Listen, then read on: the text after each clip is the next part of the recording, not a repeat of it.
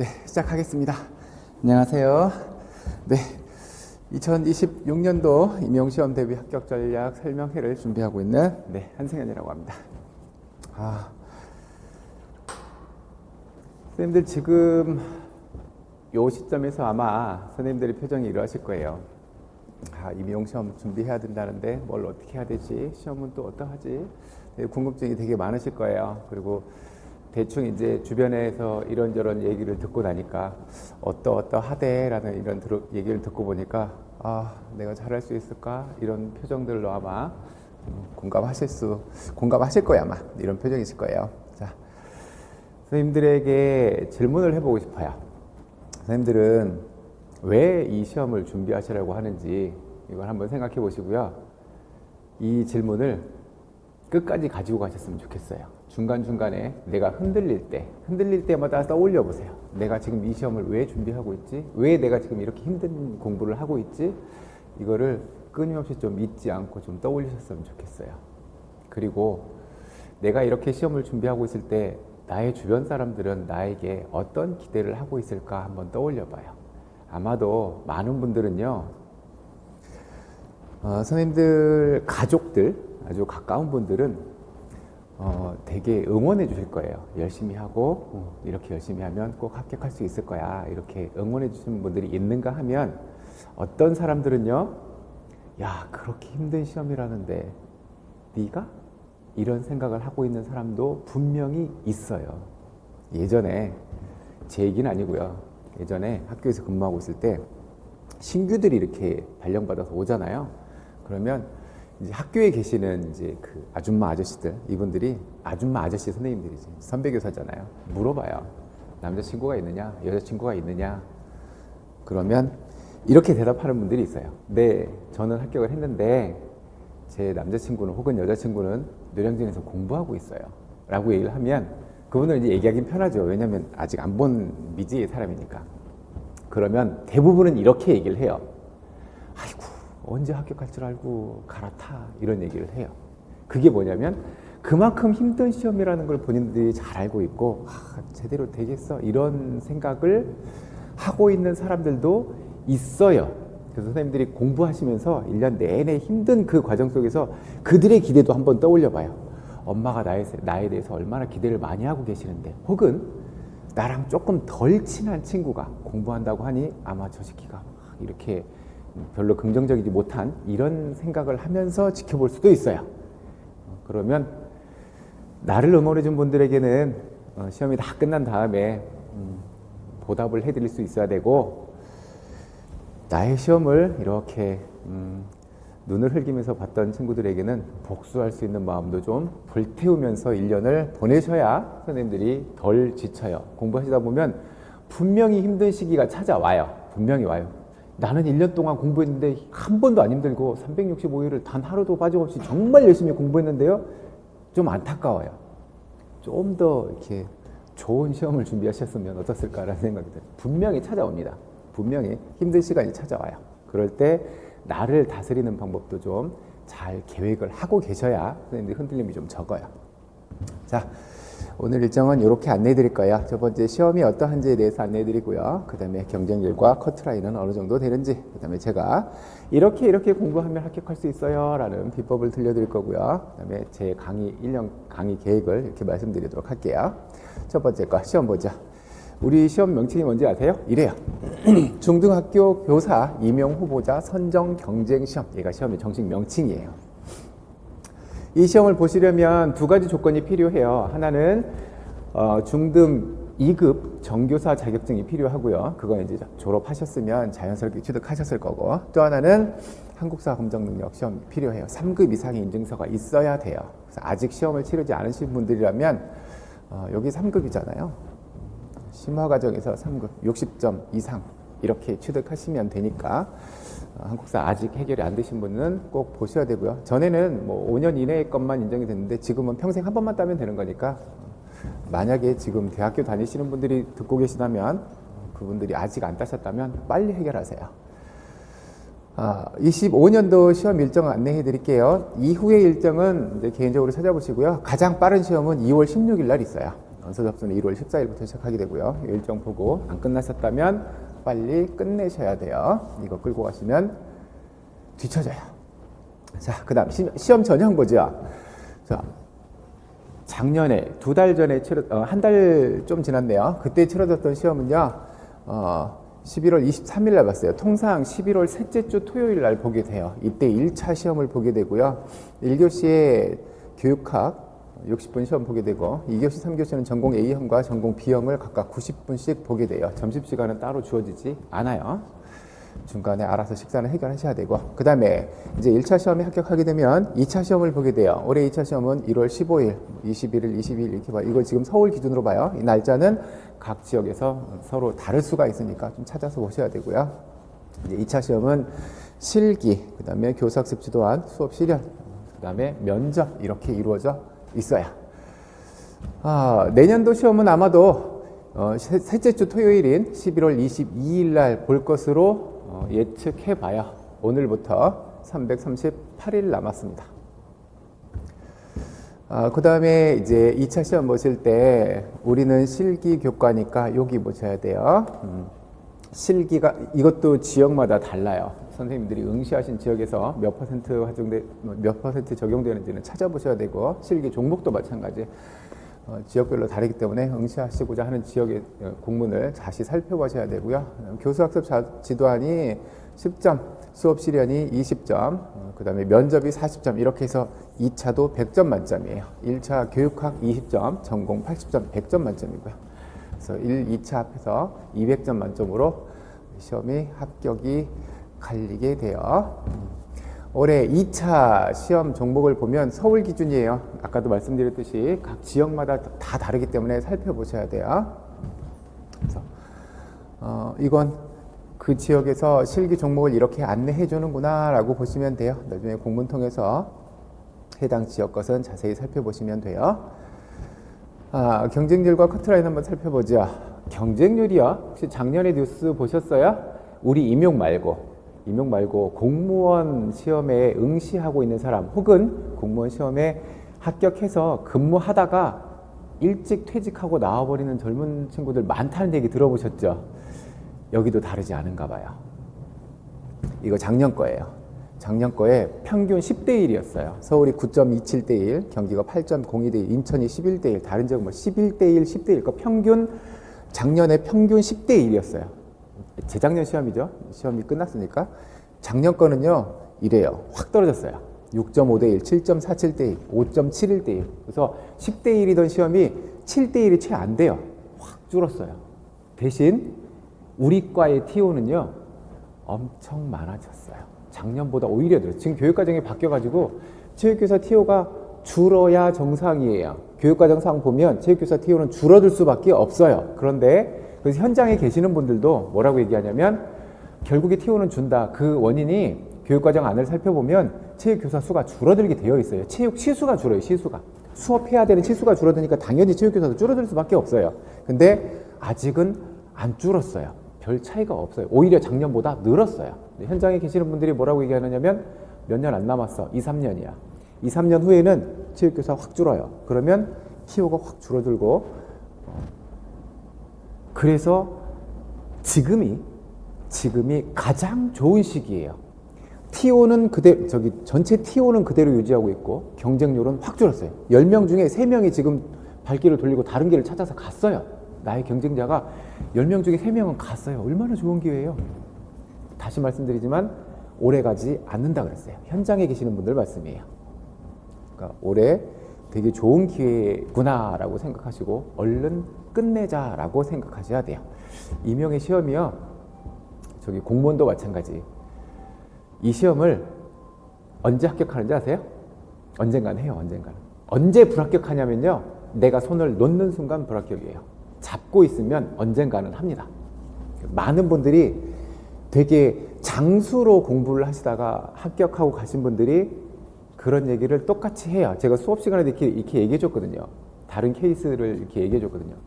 제 또래의 공무원, 9급 공무원 시험에 합격한 제 또래, 다른 일을 하다가 너무 이제 그 사회에 치이는 이런 게 너무 싫어서, 나 공무원 시험 볼래 이래서 그때 40대 중반에 공무원 시험을 준비해서 그때 9급 공무원에 40대 중반에 이렇게 합격해서 갔더래요. 그럼 얼마나 본봉도 적고 이렇게 했어요. 박봉이겠어. 근데 살면서 가장 행복하대요. 그러면서 그분이 남겼던 얘기가 저의 지인이 아니고 한 바퀴 돌려서 지인이 살면서 가장 행복하대요. 그러면서 그분이 한 해에 합격한 게 아니었어요. 몇 해 공부를 했어요. 그분이 했던 얘기가 포기하지 않고 안 놓고 잡고 있으니까 언젠가는 합격하는 시험이더라 라고 얘기를 하더래요. 그 얘기를 해줬더니 그 해에 5년 6년 이렇게 공부하고 합격하시던 분들이 있었어요. 그분들이 합격하고 나서 이렇게 저한테 찾아와서 그러더라고요. 선생님 그 말이 맞아요. 뭐가요? 정말 5년 6년 힘들게 공부했는데 안 놓고 있으니까 정말 언젠가 합격하는 시험은 맞는 것 같아요 라고 하더라고요. 언젠가는 합격해요. 문제는 선생님들이 힘을 한 번에 쥐어짜서 한 방에 끝내고 갈 거냐, 그냥 쉬엄쉬엄 천천히 갈 거냐. 아니야. 그렇다고 해서 그분이 쉬엄쉬엄 한 건 아니에요. 열심히 하셨겠지. 이제 우리가 하다 보면 마지막에 요만큼의 운 이런 것도 작동해요. 어쨌거나 지금은 경쟁률이 확 줄었어요. TO는 그대로 오면서 경쟁률이 줄었어요. 정말 좋은 기회다라고 하는 걸 잘 기억하고 계셔야 돼요. 그 다음 이게 작년 거 TO예요. 작년 경쟁률 이게 전국 거 보여드린 건데 방금 보여드린 건 이제 서울, 인천, 경기만 보여드린 거고 이제 서울이 6.15대 1, 경구 7.4.47, 인천이 5.71 이래요. 되게 높아봐. 여기 광주가 11.5대 1 이렇게 높잖아요. 이유는 2명 뽑아서 그래요. TO가 좀 되는 데는 경쟁률이 되게 낮아요. 5.3대 1 이렇게밖에 안 돼요.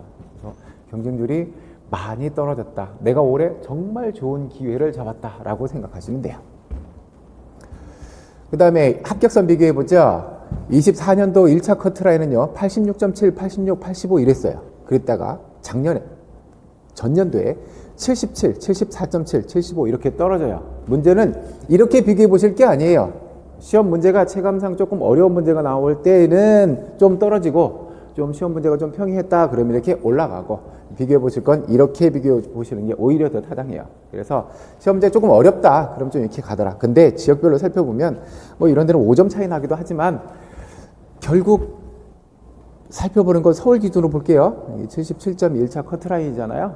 그러면 많은 사람들이 아까 우리 서울이 그 전년도에 뭐 9.27대 1 이렇잖아요. 한 10대 1 정도 되잖아요. 77 예를 들어서 여기가 76, 77, 여기가 78 여기에 대부분 다 몰려 있어요. 10명이 시험 봤으면 상당히 많은 숫자가 6명, 7명 정도 여기에 다 몰려 있어요. 그래서 커트라인이 여기 77점 하면 합격이야. 근데 76.67이야. 0.3이 모자라. 이래서 떨어진 사람들이 이 차이에서 떨어진 사람들이 굉장히 많아요. 그래서 요는 결국에는 요 비슷한 수준에서 내가 시험 볼 때 실수를 한두 개 했느냐 안 했느냐. 이 0.3점이잖아요. 한 문항에 속해 있는 1번 문제 예를 들어서 뭐 10번 문제에 요구하고 있는 게 4개예요. 이게 4점이라고요. 1점, 1점, 4점 이렇게 배점이에요. 요거 쓰세요. 요거 쓰세요. 4가지를 쓰래요. 이렇게 해서 4점이에요. 요거 하나를 내가 실수했는데 1점이 날아가요. 여기 있다니까요. 0.3점 때문에 떨어지는 사람들이 수많아요. 그래서 내가 요거 하나를 실수하느냐 안 하느냐가 나를 여기다 갖다 놓을 거냐 일로 떨어뜨려 버릴 거냐 차이가 굉장히 커져요. 그래서 나중에는 지금은 이 점수가 우리가 생각하기에 내가 지금 당장 시험을 보면 아 여기 근처에 못 가죠. 못 가는 분들이 대부분일 거예요. 여기 근처에 못 갈 거야. 다행인 건 338일 후에 시험을 봐요. 338일 동안 내가 얼마든지 지금 작년에 공부하셨던 분들보다 더 높은 위치로 역전시킬 수 있는 시간이 충분해요. 많아요. 시간 많아요. 우리가 1년 동안 하면서 많이 흔들린다 그랬죠? 흔들린 이유가 뭔지 아세요? 시간이 많아서예요. 예를 들어 일주일 동안 시험 보겠다? 흔들릴 시간이 어디 있어요? 한 달 동안 하겠다? 흔들릴 시간 없어요.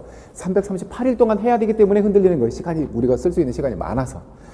자, 그래서 결국에는 요 근처에 있는 점수에서 내가 실수를 하지 않으면 돼요. 실수를 줄이는 방법 찾으셔야죠. 내가 어떻게 해서 실수를 하는지. 그게 내가 몰랐어. 이건 실수가 아니잖아요. 끝나고 나서 나는 이 답을 썼는데 돌아보니 집에 와서 생각해보니 이 답이 아니었네. 내가 알고 있는 다른 답이었네. 이게 실수잖아요. 이걸 줄여야죠. 줄이는 방법을 찾으셔야죠. 자, 문제의 난이도 봐요. 난이도를 보면 1번부터 23번까지 다 어렵지 않아요. 다 쉽지도 않아요. 어떤 사람에게는 어떤 문제는 되게 어려운 문제가 있고 어떤 문제는 되게 쉬운 문제가 있어요. 이거 제가 해마다 하는 얘기인데 첫 해에 제가 18년도에 여기 와서 수업할 때요. 같이 공부하던 조교로 같이 공부하던 친구가 있었는데 시험을 그때 처음 준비했어요. 첫 해 처음 준비를 했는데 되게 열심히 했어요. 제 눈에도 정말 열심히 해요. 제가 아침에 8시에 이렇게 출근하면 이미 와서 공부하고 있어요. 새벽에 와서. 그리고 제가 퇴근하고 나서 오히려 늦게까지 공부하고 있고 정말 제 눈으로 봐도 정말 열심히 공부를 했어요. 그래서 모의고사 시험을 보는데 아주 잘 봐요. 80점짜리 모의고사 문제를 70점대로 나와요. 그 당시에 지금 아까 우리 커트라인이 77점 막 이랬잖아요. 그때는 70점까지 올라가지도 않았어요. 60점대였어요. 커트라인이. 근데 우리 모의고사만 봐도 70점대인 거예요. 그러면 교육학은 그냥 과락만 넘겨도 이렇게 나오는 점수잖아요. 그래서 시험 보러 갈 때 그랬어요. 이제 주변 사람들이 그러더라고요.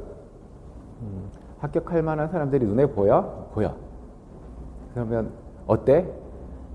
초수만 아니면 합격할 텐데. 제가 초수를 무시하는 게 아니고 현장에 가서 시험을 봤던 경험이 한 번도 없기 때문에 다가올 수 있는 수많은 변수들을 대처하기가 좀 쉽지 않아요. 뭔가 하나에 꽂힌다든가 이러면 좀 실수를 많이 할 수 있어요. 그래서 시험 보고 나서 이제 해설 강의를 하는데 그분 시험지를 가지고 왔어요. 이렇게. 세상에 시험 문제를 딱 봤는데 제가 너무 깜짝 놀랐어요. 이제 모의고사 내놓고 그 해에 시험 문제를 봤는데 제가 모의고사에 냈던 그 많은 회차의 문제랑 오늘 나왔던 교육과정평가원에서 나왔던 시험 문제랑 똑같은 게 너무 많은 거예요. 그래서 됐다. 이 친구 합격했겠구나라고 했어요. 점수 남는다. 이 친구가 평소에 자기가 모의고사 썼던 문제대로 그대로 가서 풀고 왔으면 점수 남는다. 이건 충분하다. 70점 중반 정도 나오겠다. 그래서 시험지를 가지고 왔어요. 이렇게. 그래서 선생님 점수 남지? 그랬더니 표정이 안 좋아요. 왜 그래요? 그랬더니 이랬대요. 야, 내가 정말 남들이 정말 낙타가 바늘구멍 통과하듯이 이 어려운 시험을 준비하고 있는데 가서 시험 문제를 풀어보는데 모의고사 했던 게 그대로 나왔으니까 자기가 다 공부했던 거니까 시험 문제를 풀면서 야, 내가 이런 대단한 시험 문제를 풀고 있는데 이렇게 쉬운 문제가 나왔다고? 그럴 리 없어. 그래서 이거 다른 걸 거야. 다른 거 쓰고. 다음 문제. 이렇게 쉬운 게 나올 리가 없어. 다 풀어보고 나니까 이렇게 문제가 쉬울 리가 없어. 내가 생각한 임용시험은 이렇게 쉬운 문제가 아니었어. 그래서 다 다른 거 쓰고 왔대요. 전부 다. 그래서 문제가 다 어렵다고만 생각했대요. 그래서 자기가 그냥 알고 있는 거 그냥 쓰고 나면 괜찮을 텐데 그리 풀었대요. 얼마나 안타까워요. 다 쉽지도 않고 다 어렵지도 않아요. 체감하는 난이도, 얘가 중요해요. 얘가.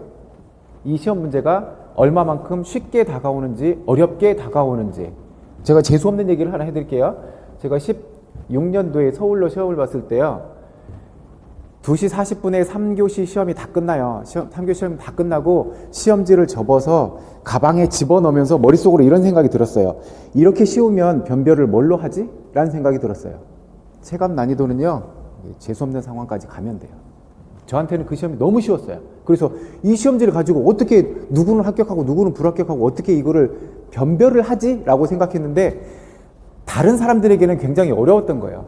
그러니까 재수없게 수석을 했죠.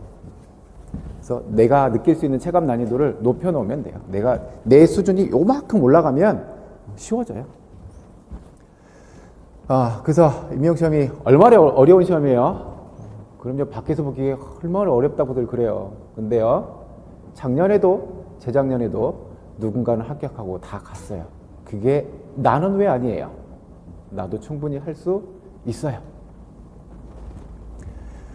자, 이제 시험을 이렇게 준비하시면 돼요.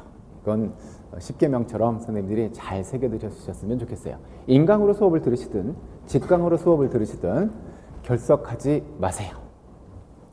결석을 자꾸 하면 결석도 관성이 붙어요. 왜 우리 학교 다닐 때도 그렇잖아요. 하루 내가 땡땡이 치고 안 나가면 그 다음날 굉장히 나가기 불편하잖아. 여기도 마찬가지예요. 그리고 인강은 내가 남의 눈에 안 보이니까 나 혼자 클릭하는지 안 하는지 어떻게 알아. 하루 안 들으면 쌓여. 다음날 또 쌓여. 그럼 내가 들어야 될 게 이만큼 쌓여. 그러면 이제 지쳐. 버거워져. 그래서 클릭이 안 돼요. 그래서 스님들이 1년 동안 공부하시면서 철칙으로 삼으셔야 돼요. 절대 결석하지 마세요. 성실하지 않은 합격자는 없어요. 성실했는데 불합격할 수도 있어요. 운이 나쁘다 보면 그럴 수 있어. 근데 합격한 사람 중에 성실하지 않은 사람이 있다고요? 제가 봐선 없어요. 무조건 성실해야 돼요. 성실해야 되는, 이게 결석을 하지 않아야 되는 이유 중에 또 하나가 뭐냐면, 일례로 제가 재작년에 이제 그 수업 때 저기 남아프리카의 인종차별 정책을 얘기하면서 아파르테이트 요거에 대해서 한 번 설명했어요. 한 번. 1년 동안 딱 한 번 설명했어요. 그냥 교재에 아파르테이트에 대해서 이런 얘기들은 나와 있지만, 이거 인종차별 정책 얘를 아파르테이트라고 한다. 그러면서 이제 그 배경에 대한 이야기들, 다른 나라에서 뭐 보이콧하고 뭐 이런 것들을 얘기를 딱 한 번 했어요. 근데 그 해에 그 문제가 나왔어요. 물론 책에 없는 건 아니에요. 딱 한 번 얘기했는데 그 친구가 시험 보고 나서 그러더라고요.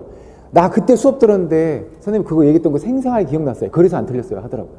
그래서 언제 어떤 이야기가 시험 문제에서 튀쳐나올지 몰라요. 그러니까 절대 결석하시면 안 돼요. 이건 무조건이에요. 그 다음 인터넷 하는 거, SNS 하는 거, 게임하는 거 1년만 참으세요. 1년만. 그래서 저는 이렇게 말씀드리고 싶어요. 우리 다음 카페에 한마음 있잖아요. 저는 거기도 가지 말라 그래요. 제가 해봤거든요. 해봤어. 저 15년대에 공부할 때는 해봤어. 근데 계속 궁금해. 쉬는 시간마다 들어가 봐야 돼. 근데 들어가면 글들이 많잖아요. 이거 보다가 클릭해서 몇 개 쳐다보고 생각도 딴 생각하고 또 클릭해서 또 딴 생각하고. 우리가 인터넷에 접속하기는 쉬워. 근데 끊기는 굉장히 힘들죠.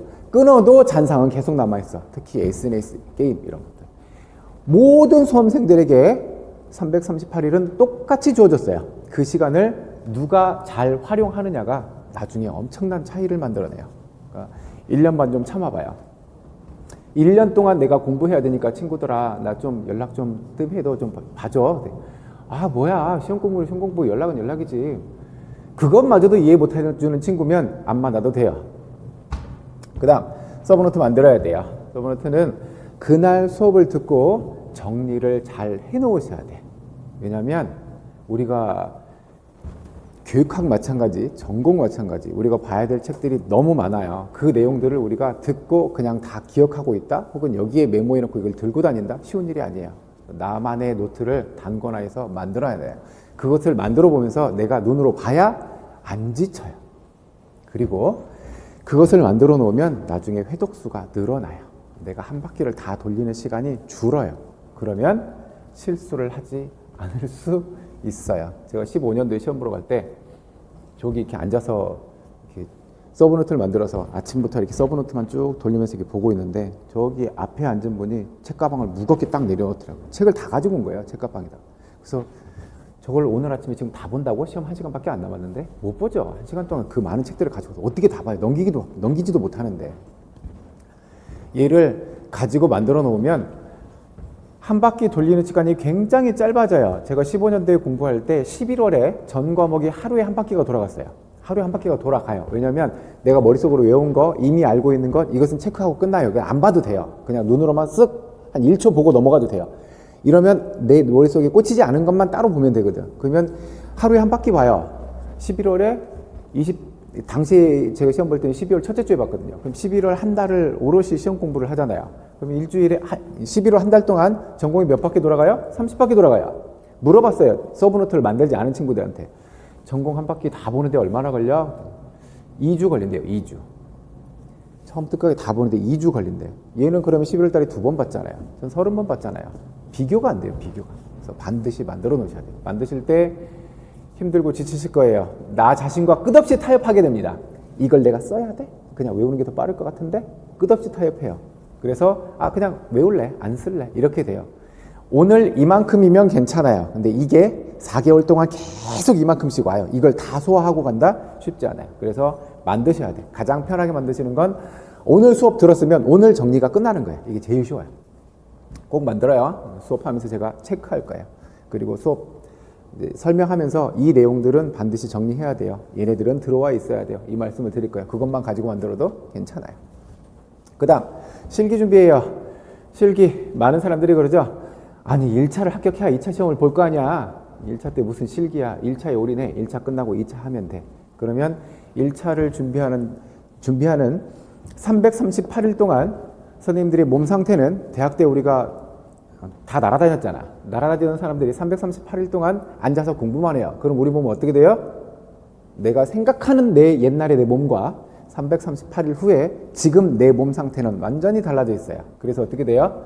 내 생각대로 몸이 움직여지지 않죠. 가뜩이나 그때는 또 언제예요? 이럴 때 되게 추울 때 운동장에 나가요. 1년 동안 그냥 책상에 앉혀놨던 몸이 운동장으로 나와서 옛날 생각만 가지고 운동을 해요. 무슨 일이 일어나요? 다친다니까요. 욕심 있죠. 몸 상태는 다르죠. 다쳐요. 그래서 시험 보러 가면 꼭 목발 한 명씩 있어요. 2차 시험 보러 가면 다친 거예요. 아쉬우니까 오는 거야. 와서 그냥 기본이라도 해야지. 그리고 이렇게 와요. 실기 1차 때부터 하셔야 돼요.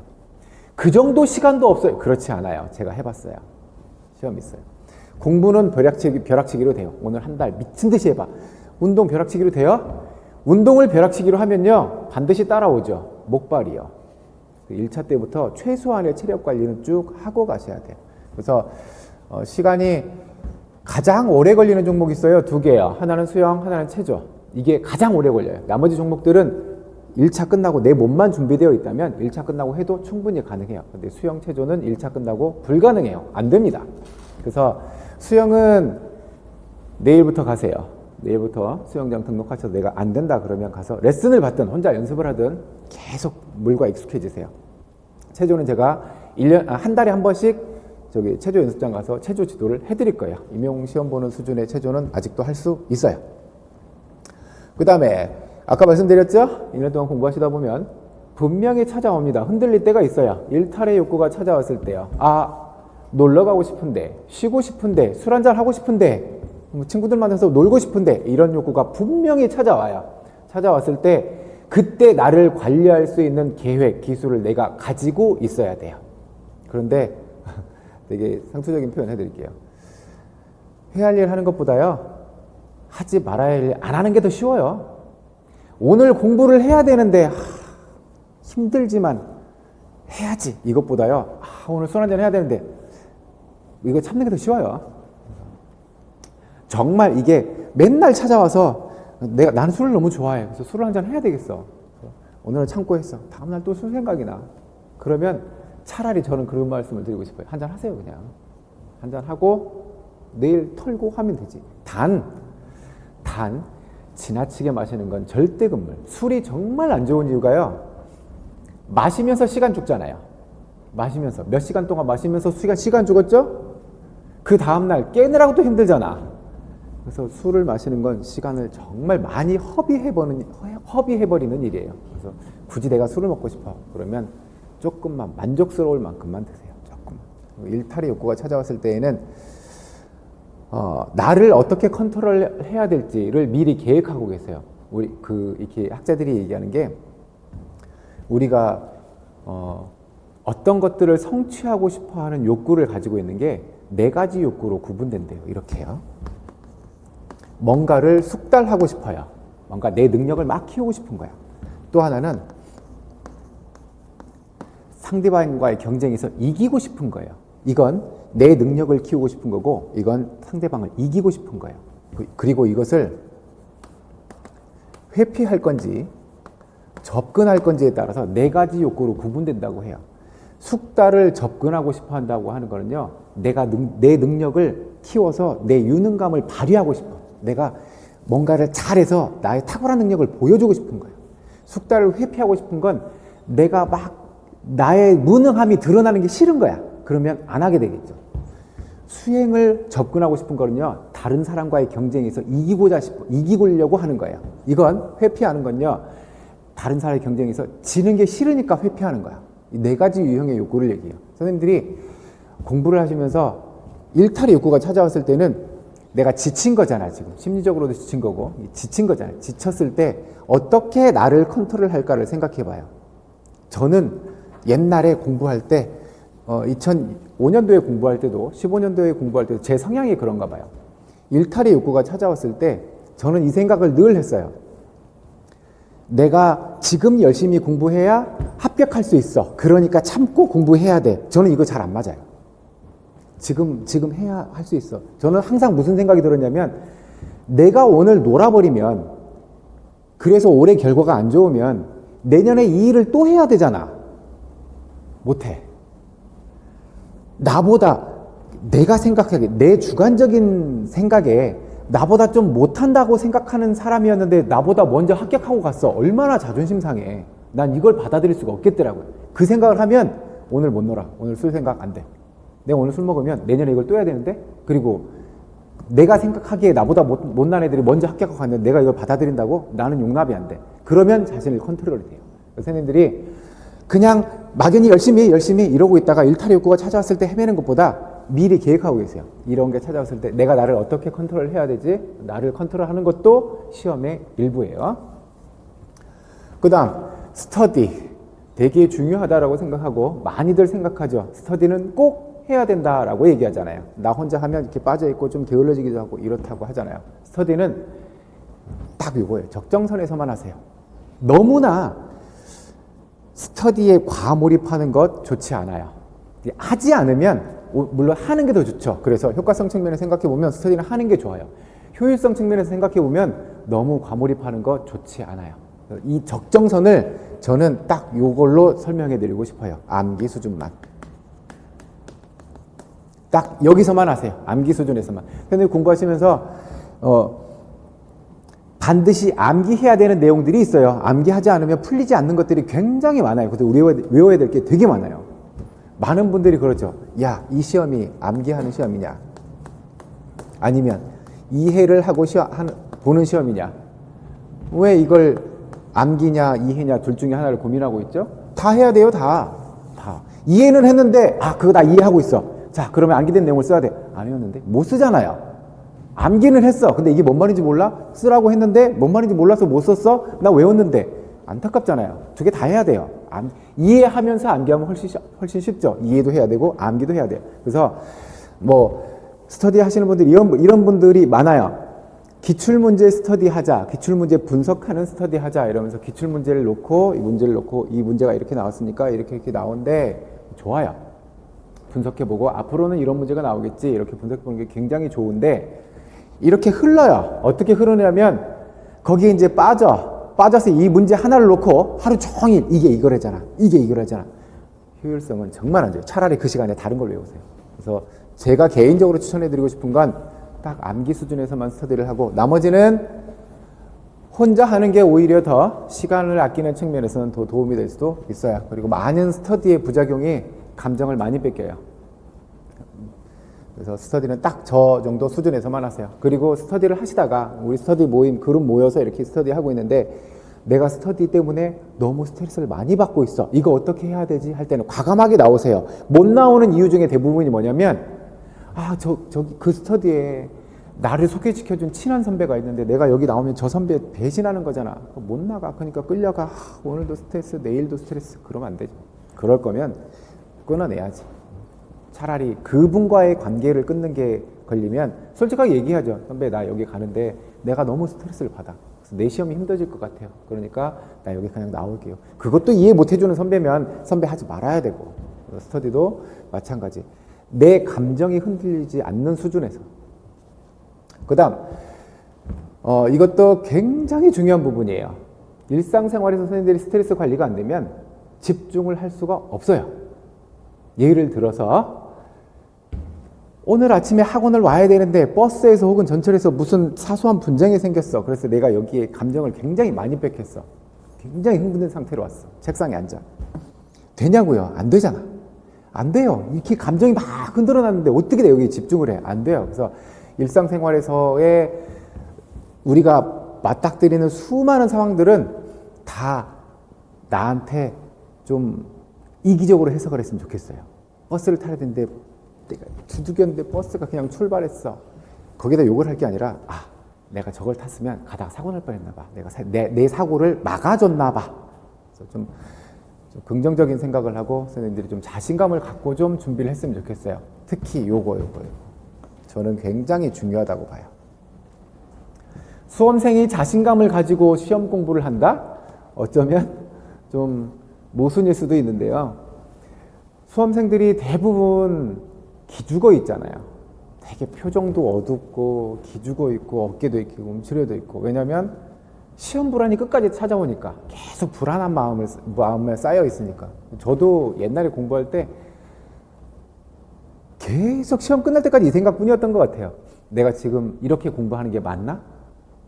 작년에 합격하고 그 전에 합격한 많은 사람들이 지금의 나와 같은 시간을 겪고 이렇게 공부해서 합격하고 갔을까? 내가 지금 옳게 가고 있을까? 이 고민을 끝까지 했었어요. 그러니까 계속 불안하죠. 내가 가고 있는 길이 맞는지를 모르면서 가고 있으니까 불안하잖아요. 계속 불안했었어. 근데 끝나고 나니까, 합격하고 딱 끝나고 나니까 그래, 그런 고민들은 진짜 다 아무것도 아니었구나. 그냥 기우였구나. 쓸데없는 생각들일 뿐이었구나. 2015년도에 준비하는데요. 15년도에 준비하는데 집사람이 그러더라고요. 자신 있어? 그러더라고요. 저한테. 공부 막 하고 있는데 자신 있어? 그러더라고요. 제가 뭐라고 대답했는지 알아요? 장난해? 내 이 시험 떨어질 것 같아?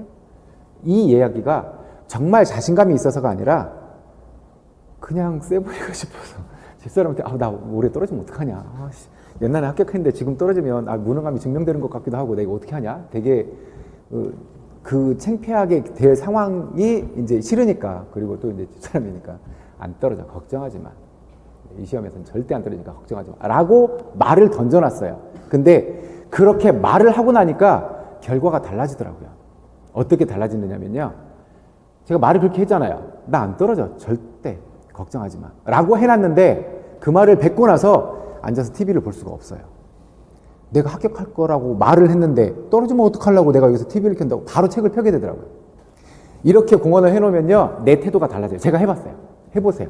선생님들 가장 응원을 많이 하면서 가장 조마조마하고 계실 분들이 선생님들의 부모님들이에요. 부모님들이 스트레스 받을까봐 건들기 싫어서 안 물어봐요. 못 물어봐요. 야, 공부 잘하고 있냐? 어때? 올해는 될 것 같아? 이 마음이 볼 때마다, 전화할 때마다 너무 궁금한데 그걸 못 물어봐. 왜? 스트레스 주는 게 싫으니까. 근데 먼저 얘기를 해봐요. 걱정하지 마세요. 나 올해 공부 진짜 열심히 하고 있거든요. 시험 문제도 기출문제 다 살펴봤고 이런 정도의 문제는 내가 잘할 수 있을 것 같아요. 내가 진짜 열심히 하고 있어요. 믿어봐요. 이렇게 한 번만 던져봐요. 내가 달라진다니까요. 내가 부모님한테 이렇게 얘기를 해놨어. 올해 내가 정말 합격할 수 있을 것 같다라고 해놨어. 근데 내가 나태해진다고? 술 먹고 싶어진다고? 그 마음 안 생겨요. 해봤어요. 해봐요. 궁금하면 진짜 해봐요. 그 다음 선생님들이 결국에는 이게 선발하는 시험인지라 다른 사람과의 경쟁에서 이겨야 돼요. 다른 사람보다 점수를 더 맞아야 돼요. 그런데 선생님들이 거기에 초점을 맞추고, 아까 봤죠? 다른 사람과의 경쟁에서 이기기 위해서 여기에 초점을 맞추고 공부를 하면 스트레스 받아서 힘들어요. 제일 먼저 누구 이겨야 돼요? 나야. 오늘 술 먹고 싶은 나, 놀고 싶은 나부터 이겨야 돼요. 나를 못 이기는데 어떻게 다른 사람을 이겨요? 나부터 이겨내야 돼요. 그래서 아까도 말씀드렸듯이 나를 이기려면 내가 나를 알아야 되잖아요. 그리고 제일 잘하는 게 나잖아요. 그래서 나를 컨트롤할 수 있는 능력, 계획, 그것도 내가 가지고 있어야 돼요. 그러니까 다른 사람들은 막 이렇게 우리가 공부하다가 보면, 특히 노량진에 계신 분들 이렇게 보면 밥 먹다가 식당에서 마주치기도 해요. 내 귀에 저쪽에서 우리 전공 관련한 이야기를 하고 있는 무리들이 밥을 먹고 있어. 보면 그냥 경쟁자들이야. 이렇게 돼요. 근데 그런 사람들 신경 쓰면서는 힘들어서 안 돼요. 그냥 나도 열심히 하고 저 경쟁자들도 열심히 한다면 그래, 손잡고 같이 가면 돼. 열심히 안 하는 사람이 이기고 우리가 같이 가면 돼 라고 생각하고, 경쟁보다는 우선은 선생님들이 내 경지를 올리는 게 훨씬 중요해요. 저는 임용을 이렇게 등산에 비유하거든요. 우리가 산을 이렇게 올라가잖아요. 여기 정상에 이렇게 오르고 싶어 하잖아요. 임용 시험도 전 이런 거라고 봐요. 우리는 대부분 아직 시험 준비를 안 하신 분들이라면 대부분 여기 서 계실 거예요. 이렇게.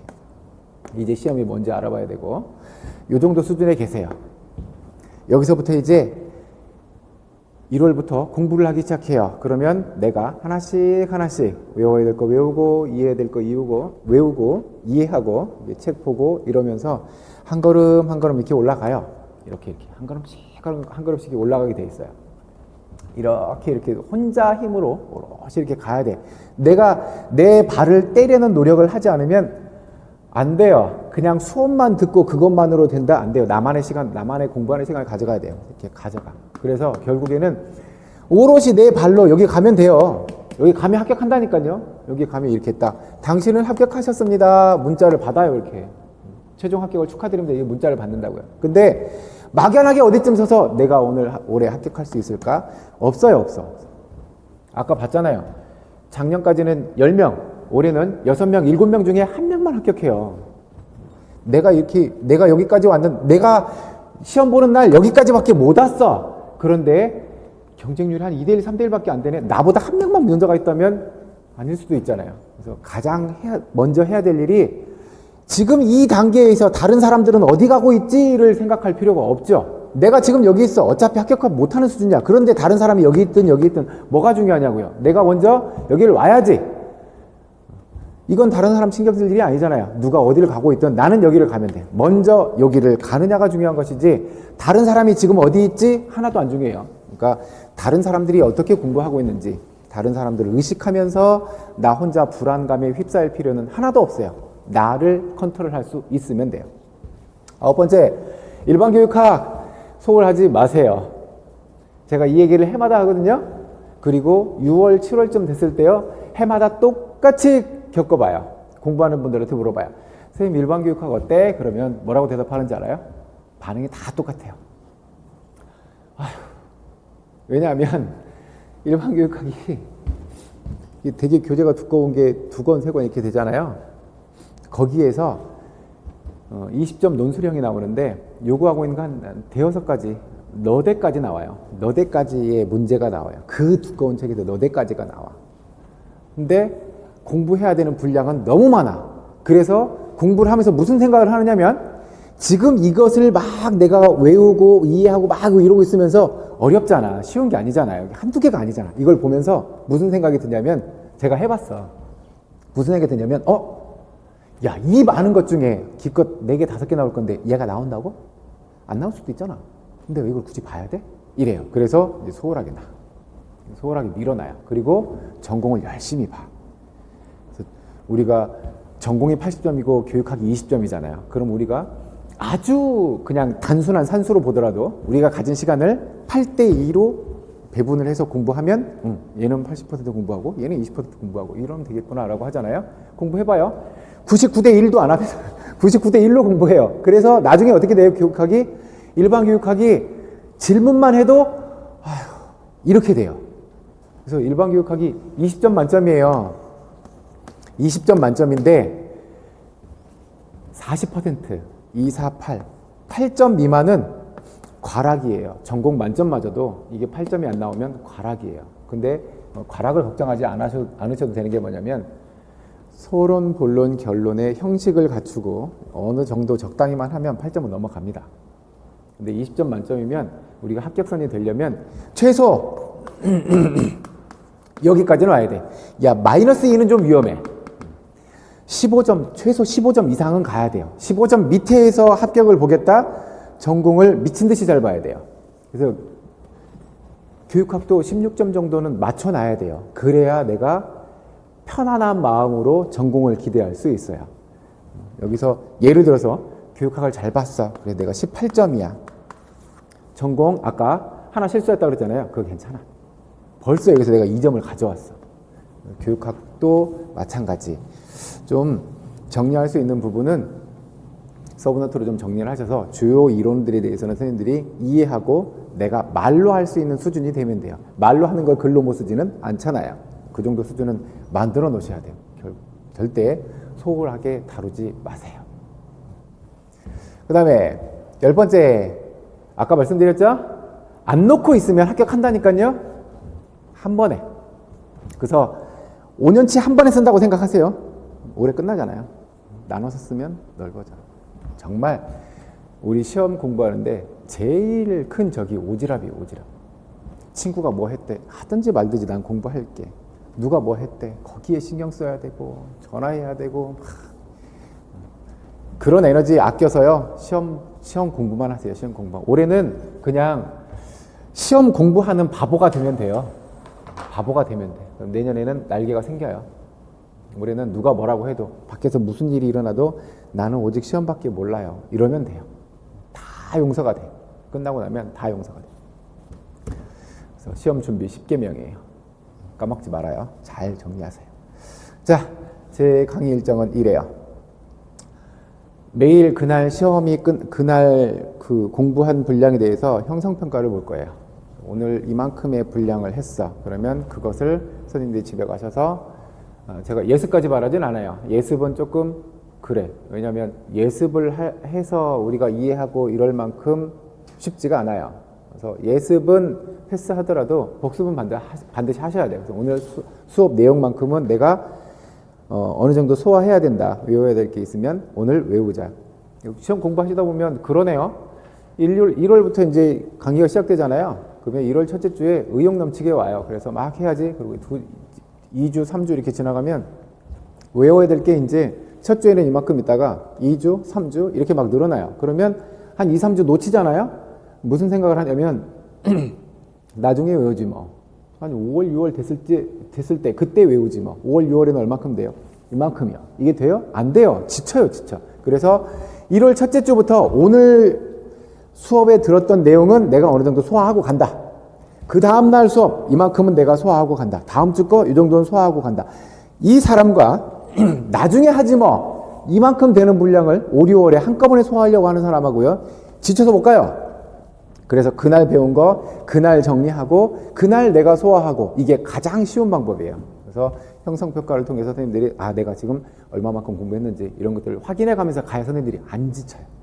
이 시험은 어쩌면 안 지치고 가는 방법을 내가 찾아서 지치지 않는 것, 그것이 더 중요해 보일 수도 있어요. 그 다음에 이거 모아놓고 월말에 또 이제 그간의 내용들 놓고 다시 시험 볼 거야. 그리고 아까도 말씀드렸듯이 제가 체조는 한 달에 한 번씩 체조 연습을 할 거예요. 저기 사당교에 가면 체조장 대여하는 곳이 있어요. 거기 가서 연습을 할 거예요. 제가 이거 작년에 못했어요. 왜 못했냐면 사람이 없어서요. 딱 한 번에 딱 한 번. 신청하세요. 다들 잘하는지 안 하더라고요. 제가 이거 매해 해왔는데 기억에 남는 두 분 있어요. 한 분은 여기 가까운 대학교 나온 분인데 여자 선생님이었는데 실기가 아니고 수시로 합격하신 분이야. 수시로 뭐 자소서 쓰고 이렇게 해서 합격하신 분이에요. 그분이 체조장에 연습하러 갔는데 3월에 딱 왔는데 그분이 2월부터 왔어. 그래서 3월에 체조장을 딱 갔는데 선생님 체조 해봤어? 그랬더니 살면서 체조를 한 번도 안 해봤대요. 시험에 있잖아. 선생님 저 수시로 들어가서 없었어요. 시험도 못 봤어요. 그 학교에 체조가 있거든요. 그 학교 실기 시험을 보고 가는 사람들은 체조 수준이 굉장히 높아요. 선생님 학교 체조 잘하잖아요. 그랬더니 자기는 한 번도 안 해봤대요. 그분이요 3월 달부터 매달 한 번씩 와가지고 정말 열심히 연습했어요. 정말 뿌듯했어요. 8월에 핸드스프링 완성했어요. 한 달에 한 번씩 와서. 그래서 지금 제주도에서 열심히 근무하고 계세요. 또 한 분은 재작년 분이었는데 그분 거 영상 받아야 되는데 본인이 1월부터 찍었어요. 이렇게 나의 핸드스프링 모습을 이렇게 찍었어. 되게 첫 달에 이렇게 가서는 계속 실패. 7월에 완성. 7월에 핸드스프링 딱 정말 이쁘게 했어요. 한 달에 한 번씩만 해도 제가 이거는 체조만큼은 제가 만들어 드릴 수 있어요. 아까 말씀드렸듯이 수영은 수영장 가셔야 돼요. 그 다음 제 연간 강의 일정이에요. 1월부터 4월까지 4달 동안 기본 이론 교재 가지고 교재 플러스 이제 제가 인쇄물 드릴 거예요. 추가돼야 되는 자료들이 있어서 교재에다가 그날 추가되는 자료 드리고 이것 가지고 설명할 거고요.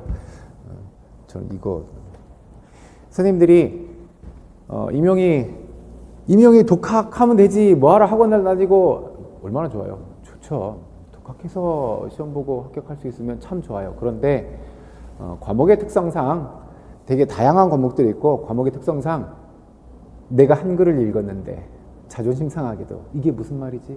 이런 게 많아요.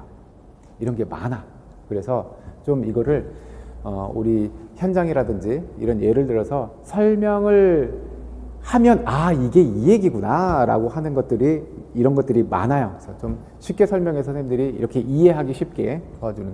그래서 수업은 제가 격주로 이틀 할 거예요. 작년에 하루 수업을 하고 9시부터 하루 수업을 하고 이렇게 8주를 해봤는데 시간이 좀 부족했어요. 그래서 격주로 지금 금요일, 종일, 토요일 이렇게 해서 금요일, 다음 주는 금토, 그 다음 주는 금요일, 그 다음 주는 금토, 이렇게 해서 시간을 좀 충분히 확보해서 수업을 하려고 하고 있어요. 그 다음에 이제 오리올이 되면 이때는 이제 하루 종일을 하고 문제가 이제 계속 쌓여요. 해마다 스포츠 지도사 문제 쌓이고 건강운동관리사 지도 문제 쌓이고 우리 임용 문제도 쌓이고, 그래서 갈수록 분량은 많아져요. 많아질 수밖에 없잖아요. 기출문제 문제가 자꾸 쌓이니까. 그래서 많아지면 이제 여기 금요일 날 하고 토요일 날 보강하고 이런 형태로 할 생각이에요. 그래서 여기 4개월 동안 기본이론서에 나와 있는 내용들 다 집어넣고, 아까도 말씀드렸듯이 4개월 동안 이게 어느 정도 내 머릿속에 들어와야 돼요. 들어와야 얘가 쉬워져요. 그러면 이거 내용 가지고 시험 문제가 내가 공부했던 이 이론이 문제로 이렇게 나오는구나 라고 하는 걸 보면서 그러면 이 내용을 이렇게 공부해야 되는구나 라고 하는 감을 잡고, 요즘의 시험 문제는요, 기출문제가 계속 돌아와요. 계속 돌아서 다시 와요. 옛날 기출문제하고 거의 똑같은데 이런 문제들이 계속 돌아와요. 그러니까 커트라인이 올라가고 있는 거예요. 저 옛날 커트라인은요 50점대였어요. 그래서 지금 80점대까지 올라오잖아요. 그 이유가 기출문제가 다시 나오고 하니까 기출문제를 잘 파보면 80점 중에 전공이 60점 정도는 기출문제에서 그대로 나오니까 커트라인이 올라갈 수밖에 없는 거예요. 그 다음에 이제 7, 8월에는 이 시험 문제라는 게 80점 중에 60점 정도는 기출문제가 돌아 나온다고 그랬잖아요. 몇 점 정도는 기출문제에서 새로 추가된 내용들이 있거든요. 그래서 그 나머지 영역들을 7, 8월에 살펴볼 거고요. 9, 10월에 모의고사를 봐요. 모의고사 시험에서 이제 우리가 공부했던 거, 문제풀이에서 살펴봤던 거, 이 내용들을 현장에 적응하기 위해서 실제성 있는 문제들 갖고 실제 문제와 유사하게 풀어볼 거고요. 제가 제일 중요하게 생각하고 있는 게 이예요. 11월 총정리예요. 이 끝이 우리가 11월 22일의 끝이 모의고사가 아닌 이유가요. 대부분 선생님들이 시험 공부를 하면서 모의고사 이 2달을 어떻게 보내느냐면요. 대부분 이렇게 보내요. 모의고사 기간에 노량진에 있는 선생님들의 모의고사 문제 있잖아요. 이걸 다 수집을 해요. 다 수집을 해서 내 거 풀어보고, 이 사람 시험 문제가 이렇대, 이거 풀어보고, 저 사람 거 이렇게 풀어봐, 이렇게 막 풀어보고, 내가 점수가 잘 나오잖아요. 아싸! 하고 시험지 뿌리고, 시험 점수가 안 나오잖아요. 뭐 이런 문제가 있어요. 시험지 뿌리고 이렇게 2달을 보내요. 그리고 나서 다음 주에 시험 현장에 딱 가요. 시험 보러 갔더니 이런 문제가 다시 돌아서 나와요. 기출문제 돌아 나온다고 그랬잖아요. 기출문제가 다시 돌아 나와. 문제를 붙잡고 언제 봤더라? 오래오래 봤는데 생각 안 나는데. 이렇게 되면 어떻게 해요? 내가 공부를 했는데. 그래서 이거 모의고사 끝낸 다음에 혹여라도 모의고사 문제에만 이렇게 해서 팔려 있을까 봐 11월에 제가 시험에 나올 법한 중요 내용들만 한 바퀴를 다 돌려드려요. 그래서 최소한 내가 따로 안 보더라도 나 이거 언제 봤지? 지난주 수업 시간에 들었잖아. 이렇게 만들어드리기 위해서 11월에 총정리를 다시 한번 마무리를 딱 하고 가요. 그래서 그때 해야 할 일들은 이래요. 이때 서브노트를 만들어야 돼요. 서브노트를 이때 작성을 해요. 서브노트를 만드시는 방법은 이제 그때 가서 말씀드릴 건데, 저는 한 페이지만 쓰는 것을 추천드려요.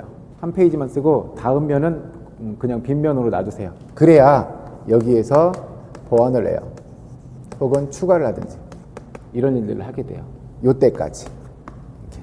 그래서 이 일을 하고 나면 서브노트 만들어질 거고, 이때는 모의고사 문제 풀어봐요. 다른 선생님 것도 풀어보고 이것도 풀어보고 다 풀어봐. 그 대신 뭐는 하고 있어야 돼요? 얘는 계속 보고 계셔야 돼.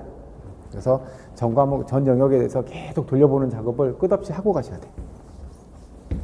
운동은 무리하게 하면 부상을 입고 다쳐요. 그래서 올해 시험을 못 봐요. 공부는요, 무리하게 해서 부작용 났다는 얘기 한 번도 못 들어봤어요. 계속 돌리세요.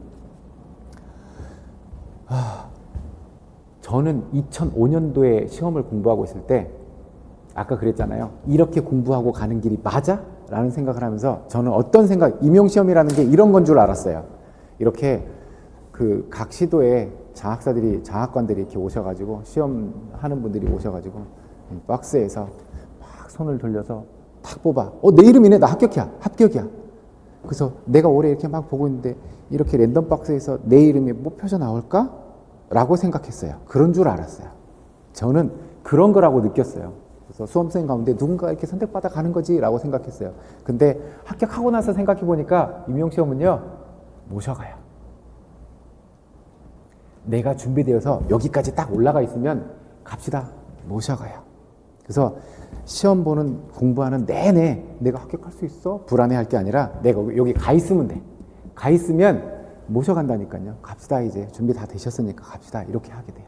그러니까 선생님들이 시험 보면서 시험 불안이라는 것은 어쩔 수 없지만 거기에 너무 빠져서 불안한 마음만 갖고 있을 필요 없어요. 내가 여기에 올라가면 돼. 그러면 알아서 나머지 일들은 이루어져요. 선생님들이 공부하시다가 어떤 형태로든 도움이 필요하실 때가 있을 거예요. 내가 되게 다시 말씀드리지만 어떤 형태로든 공부가 됐든 운동이 됐든 뭐가 됐든 시험과 관련한 것들이 됐든 시험과 관련되지 않은 것일지라도 선생님들이 도움이 필요한 내용들이 있으면 이렇게 카카오톡 보내세요. 얘는 이니셜이고요. 얘는 숫자예요. 여기는 숫자, 여기는 이니셜. 여기다가 톡을 보내주시면 제가 도움을 마지막에 선생님이 합격하고 가시는 순간까지는 제가 도움을 드리도록 할게요. 그래서 선생님들의 지금 시점에서 내가 잘할 수 있을까 이런 표정으로 이렇게 갖고 계실 건데 도와드릴게요. 열심히 내 발로 이렇게 올라가면 이런 표정으로 바뀔 수 있어요. 그러니까 1년 동안 좀 긍정적인 생각을 갖고 밝은 대로 가자라는 생각 갖고 좀 본인을 이길 수 있으면 충분히 가능해요. 네. 오늘 긴 얘기 들어주셔서 감사합니다. 다시 말씀드리지만 아까 제가 말씀드린 여기 카카오톡에다가 여기에다가 어떤 도움이 필요하다라고 생각되는 게 있으면 언제든지 보내주세요. 제가 도움이 되어드리도록 하겠습니다. 자, 오늘 긴 얘기 들어주셔서 감사하고요. 모쪼록 올 1년 정말 알찬 시간 보내시고 내년에 내후년에 꽃이 필 때는 선생님들이 꽃이 되기를 바라겠습니다. 감사합니다.